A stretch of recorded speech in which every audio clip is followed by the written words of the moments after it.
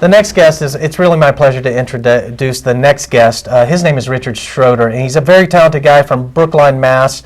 And he's going to sing two very funny songs. The first one is entitled, Sorry, I'm Not the Home Depot Type of Guy, which is just funny in itself, the title. And the second song is Repo Man. Here is Richard. If you had to describe your new album to someone who's never heard it before, how would you describe it? Again, I would describe it as basically a story-based folk rock record, very heavy lyrical content. These are mostly story songs. I think 8 of the 12 songs on the album are sort of stories. A lot of it is in the first person in the interior voice, so you sort of hear the character unfold in front of you. Again, I wouldn't exactly say it's a pop album, more of a folk, sort of story-based folk rock record. Of all your songs, which one do you think the public can most relate to?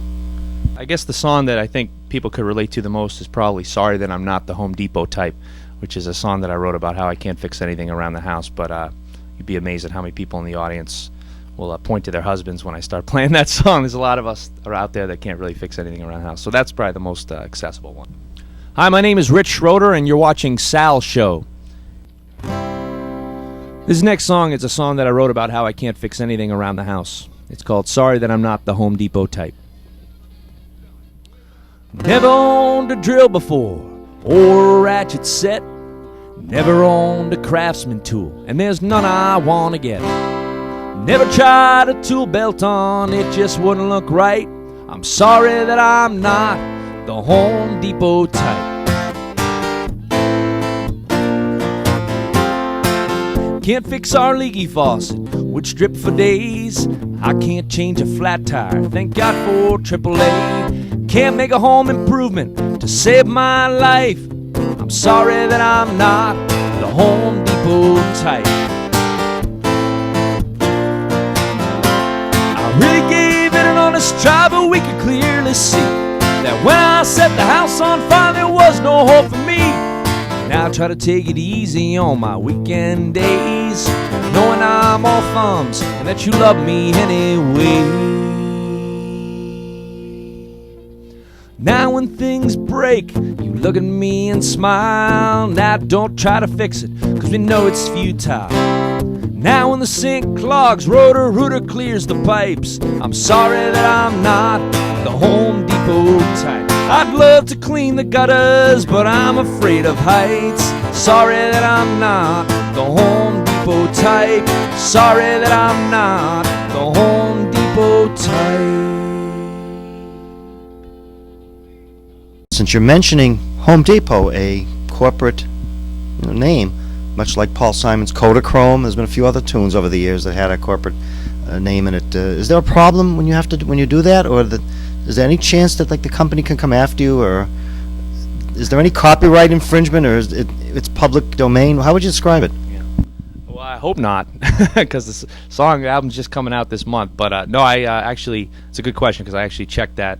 I had an entertainment lawyer that I asked that question to, David Hurley, who's out of Newton, who's worked a lot with Boston area bands, and he said I was okay to go, because there wasn't anything disparaging in the song, and it wasn't saying anything derogatory, and it's sort of more of a catchphrase. But I definitely thought of that as I was writing it. I better check that before I put it on the album. The chance they may hire you to do their commercials. Yeah, maybe. That would be nice. Were you going after a certain feel? I know it's a strange word, but a certain feel that you wanted the listener to come up with, whether let's say in their mind, to go back in time to a certain point in their life or in history? I was one of my favorite albums of all time was Bruce Springsteen's Nebraska, which was sort of, you like that album? Well, it was the acoustic one. Yeah, right. 5 years ago. Right. So I always really loved that album, and sort of the stark kind of darkness of it. It was solo acoustic, and it felt like an album that you could play in a room in a house somewhere, and it kind of had so much atmosphere and such great lyrics, and I love the characters on that album. So I was actually always have been wanting to create something like that. So I started out with that sort of as a game plan. I wasn't trying to copy anything, so to speak, but just trying to write some characters that were going through different things, sort of a walk through sort of blue collar middle America almost. Some of the press has kind of called me a sort of a blue collar songwriter, so I just wanted it to feel like you were driving through the middle of the country and sort of seeing what different characters were going through in their lives. So that was kind of the feel I was going for it. And initially we did that, and putting the band on it, it kind of washed that away a little bit, I think for the better, but that was initially what I was going for. Old enough to remember when Dylan went electric. I do love Bob Dylan. I play a lot of Dylan songs. I play Tangled Up in Blue, Like a Rolling Stone, Honey, Just Allow Me One More Chance. One of my favorite albums is Freewheelin' Bob Dylan.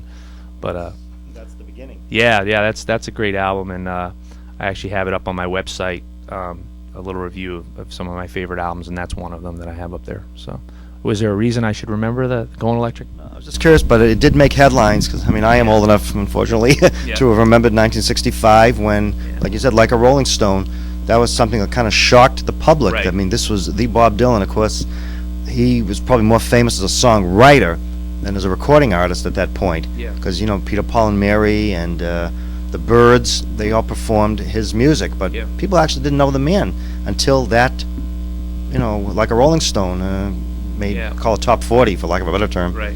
So it was an historic year Yeah. when he did it. Then, of course, people like Johnny Rivers was, you know, was also, when you say folk rock, and there were a few other Byrds, I guess. I think Bob Dylan is the best songwriter. I mean, you can probably tell if you listen to my songs. I'm not nowhere near what he is, obviously, but I studied him a lot. I mean, he is a brilliant lyricist, but he's more than that, too. I mean, he writes great harmonies, great chords underneath his songs, and the melodies. Oh, he always has the hook, and he's incredible. And actually, I don't know if his son is, I think, really talented, too, in the Wallflowers. They're a great band, too, so I follow them, but there's definitely great players, and that's something in the bloodline there.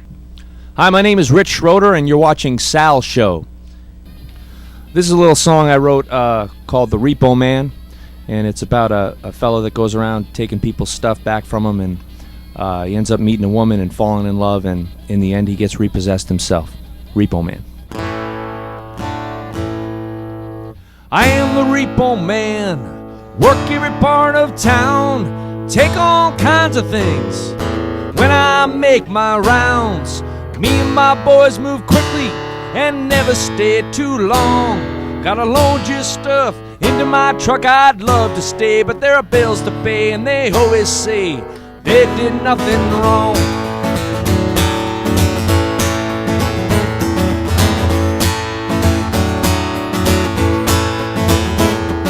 I am the Repo Man, and your furniture I claim. I've heard all the excuses, and they all sound the same. I don't look at faces, and I don't remember names. When I knock on your door, you know it's in store. You rub your neck, try to write me a check saying, what the heck, you ain't to blame.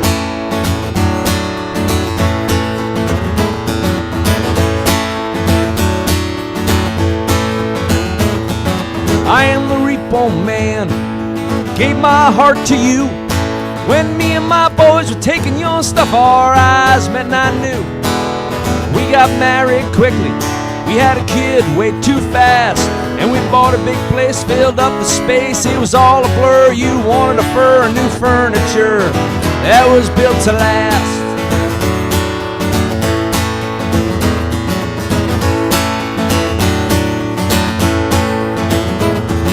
I am the Repo Man, and my wife, she loves to spend. She always needs more things, it never ends. But from the beginning, I chose to ignore her past, and it just wasn't right that when the money got tight, her love grew cold and things got old. Lo and behold, she was still spending my money fast.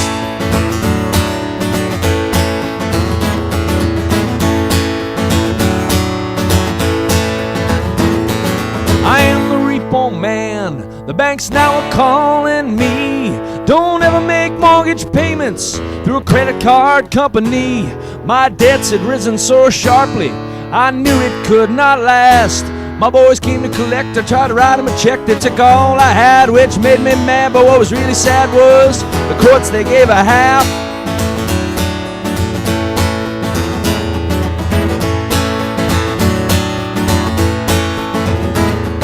I am the Repo Man, I still work every part of town, take all kinds of things when I make my rounds. I remember it all so clearly, for it has not been that long. Now when I load their stuff into my truck, I wish I could stay, but I got bills to pay. But now I never say they did something wrong.